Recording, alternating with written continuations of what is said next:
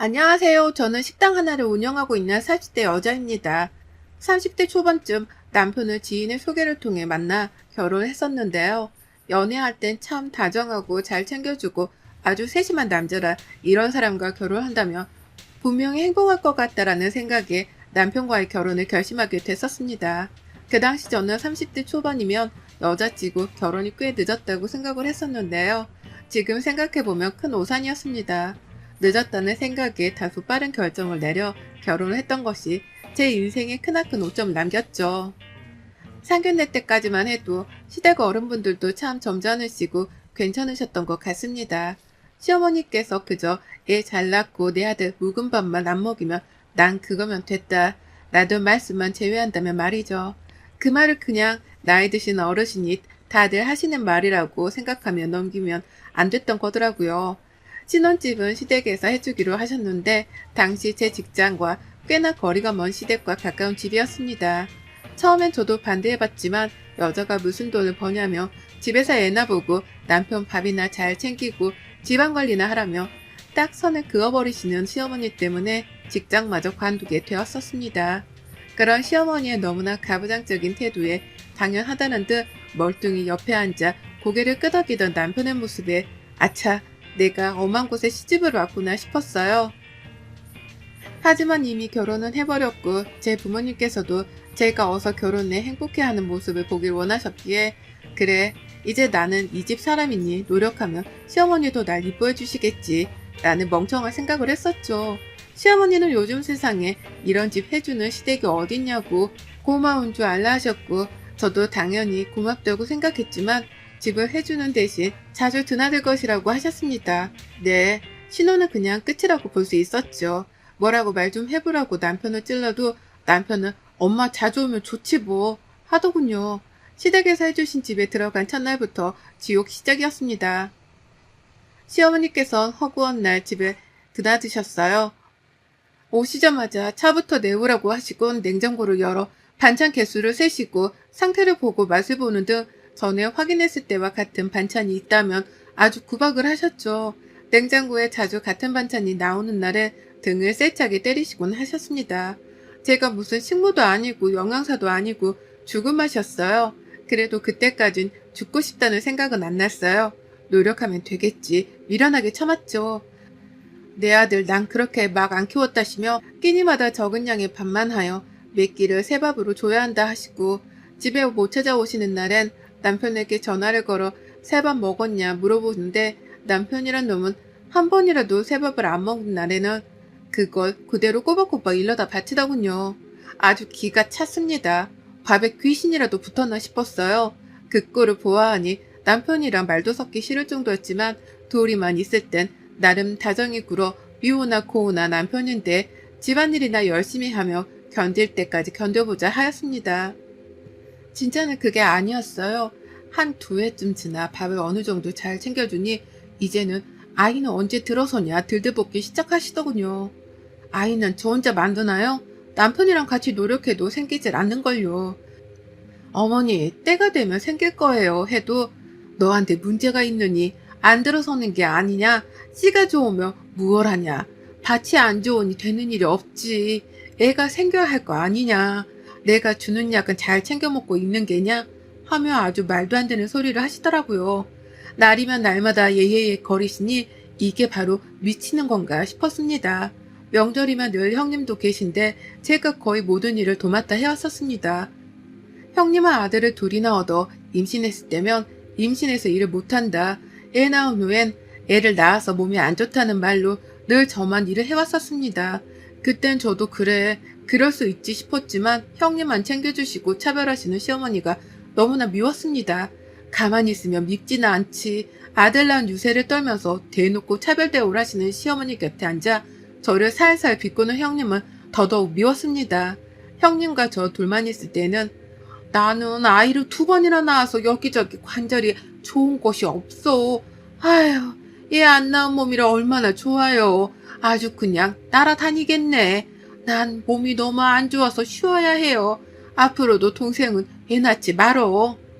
이게 욕인지 비꼬는 건지 눈웃음을 살살 치면서 건장해 보이는 팔뚝으로 절 툭툭 치며 졌단 말을 하는데 내가 왜 이런 취급을 받고 있어야 하나 가슴이 시큰거려 죽을 것만 같았습니다. 임신을 못하는 게 죄인가? 그런 시어머니와 형님의 모습을 보고도 말 한마디 않고 웃으며 사과나 처먹는 남편을 죽이고 싶었죠. 한 번은 시아주버님 댁에 다들 모여 밥을 먹는데 그날도 밥은 제가 다 했습니다. 근데 식탁이 좁아 자리 부족했고 제가 앉으려고 하니 시어머니께서 너는 어디 갔냐며 자리가 없으니 우리가 다 먹고 이따 먹으라고 하시더군요. 그날 정말로 전 깨달았습니다. 저는 그 집안에서 며느리가 아닌 그저 부엌대기 취급을 받는다는 걸요. 그동안 알고 있었지만 부정하고 싶었습니다. 하지만 그날은 도저히 참을 수가 없었습니다. 죽고 싶었어요.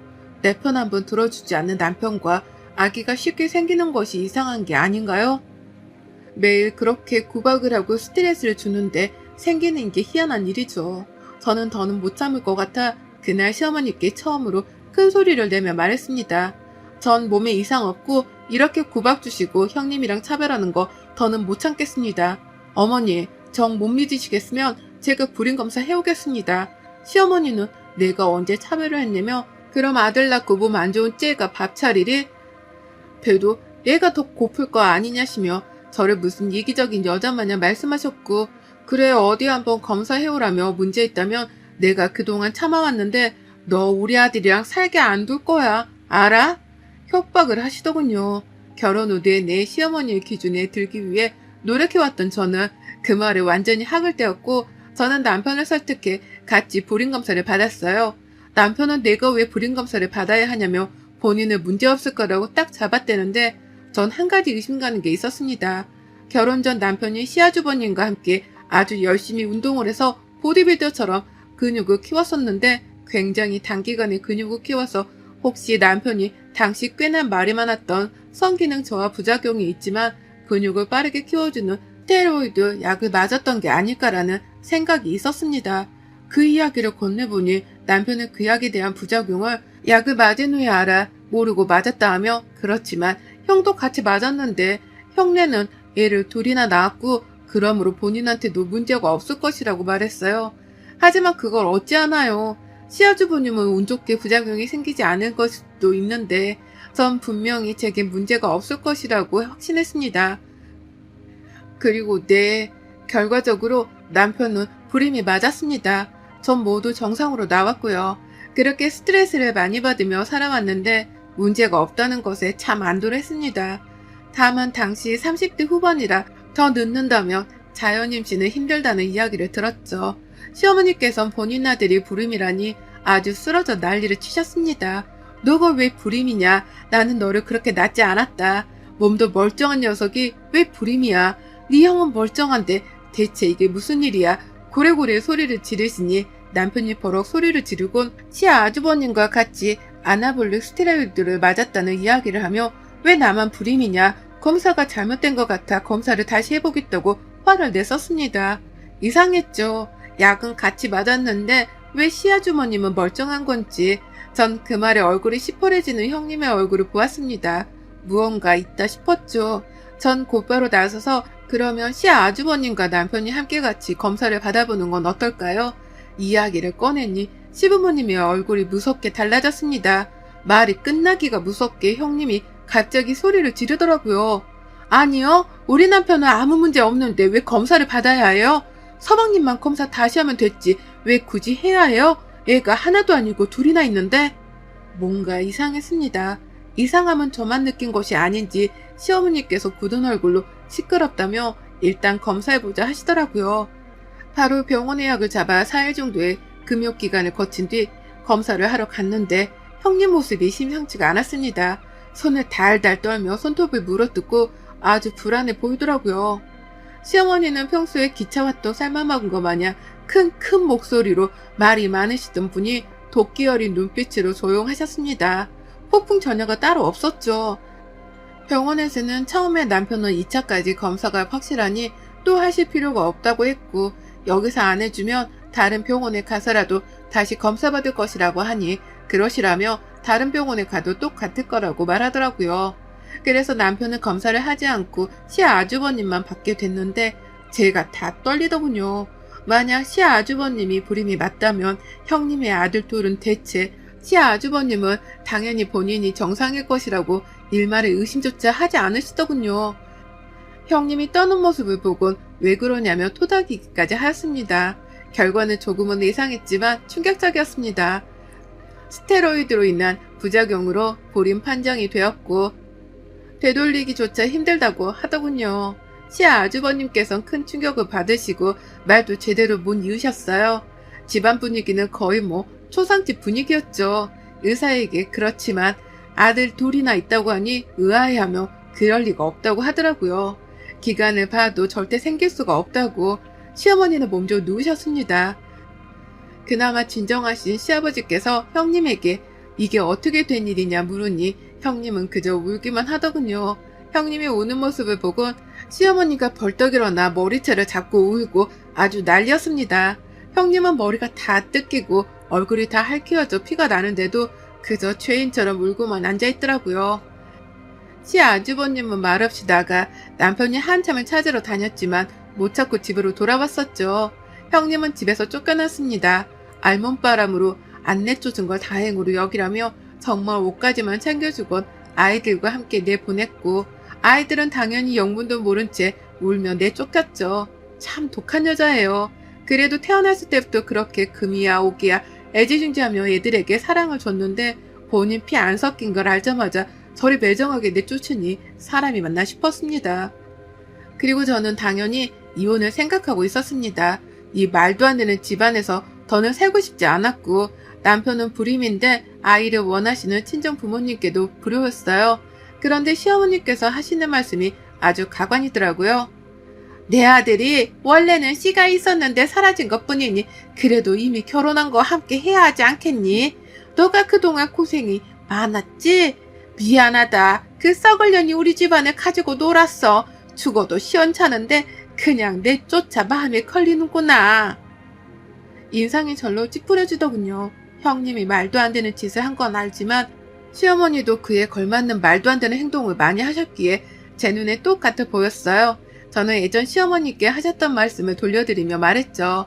어머니, 저는 멀쩡한 밭이라 씨 없는 사람이랑은 못 살아요. 저희 부모님께서도 아이를 원하시고 이럴 줄 알았으면 애초에 신랑이랑 결혼도 안 했을 거예요. 애 없이 살 바에 제가 이 집에 있을 이유가 있나요? 이혼에 혼자 사는 게 낫지요.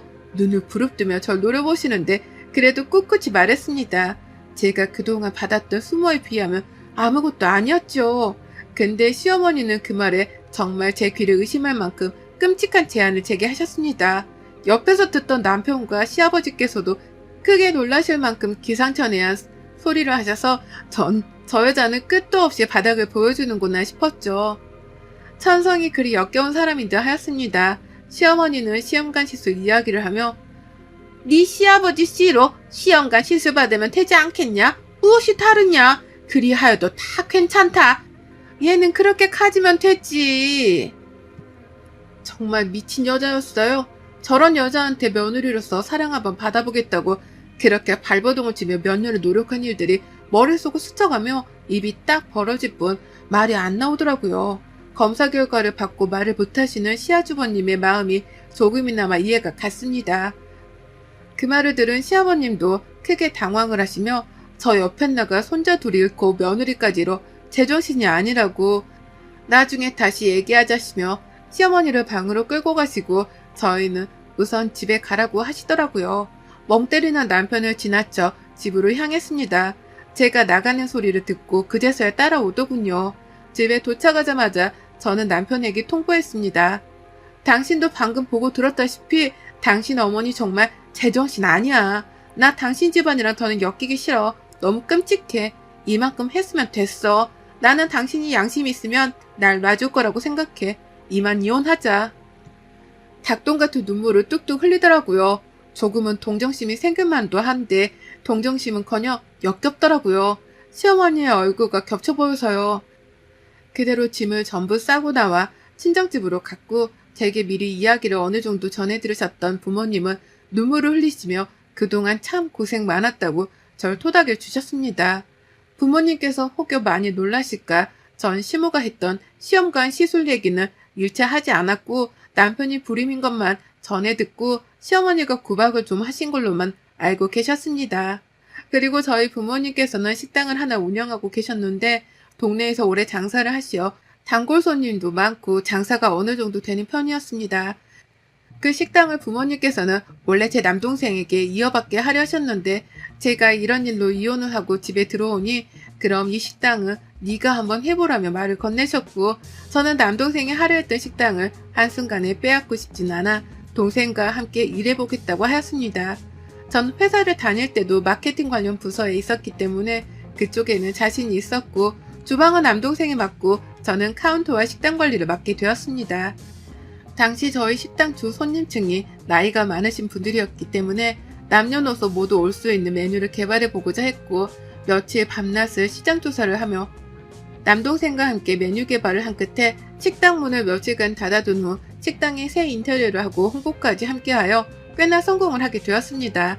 맛집으로 소문이나 먼 지역에서도 저희 식당을 찾아오실 만큼이요. 인테리어까지 새로 해 나름 근사해진 식당을 열심히 읽어가고 있을 때쯤 시아버지께서 가게를 찾아오셨더라고요. 가게 마감을 끝내고 집을 가려는데 문 앞에 서 계셨습니다. 아침에 오면 하루 종일 기분 나빠할 것 같고 중간에 오자니 손님도 계신데 민폐일 것 같아 이 시간에 찾아온 거라 하시며 잠시 이야기 좀 할 수 있냐 하셨습니다. 굉장히 얌전하게 하시는 말씀에 무슨 말씀을 하시려는 건가 드러나 보자 했고 전 시아버지께서 대뜸 고개를 숙이시는 거예요. 우리 집안 사람 때문에 그동안 고생 많았네. 자네 식당이 잘 돼서 참 다행이고 정말 미안했어요. 그러시더니 봉투 하나를 꺼내시더라고요. 척 봐도 꽤나 두꺼운 봉투였어요. 그걸 건네시면서 이거는 받아두고 내가 우리 아들이랑 다시 살아달라는 말은 절대 하지 않을 테니 딱 한 번만 만나 이야기만 해줬으면 합니다. 부탁이에요.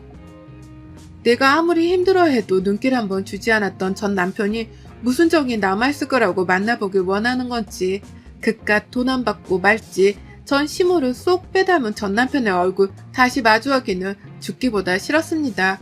당연히 전 매몰차게 거절하였고 다행히도 더는 권유를 하지 않고 돌아가시더라고요. 아주 지긋지긋했습니다. 겨우 바쁜 일 덕에 조금씩 잊어가며 살던 중인데 왜 또 찾아와 이러는지 두통이 와서 힘들었어요.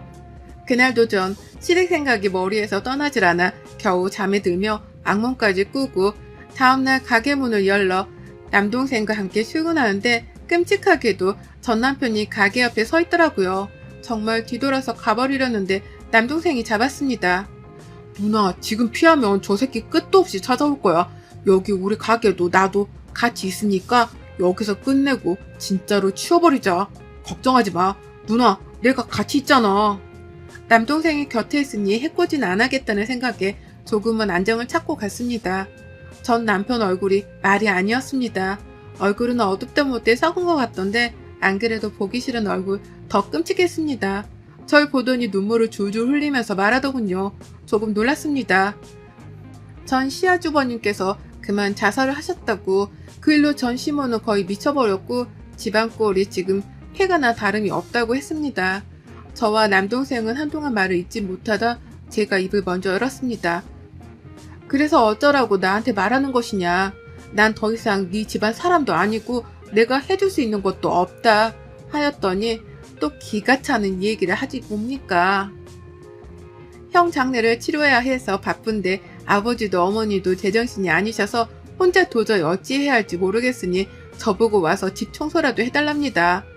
전 시부모 밥을 차리라고 하더군요. 정말 입이 떡 벌어지는 이야기라 전 남편 얼굴을 쳐다만 보고 있는데 남동생의 그 얘기를 듣고는 눈이 돌아 전 남편을 죽도록 팼습니다.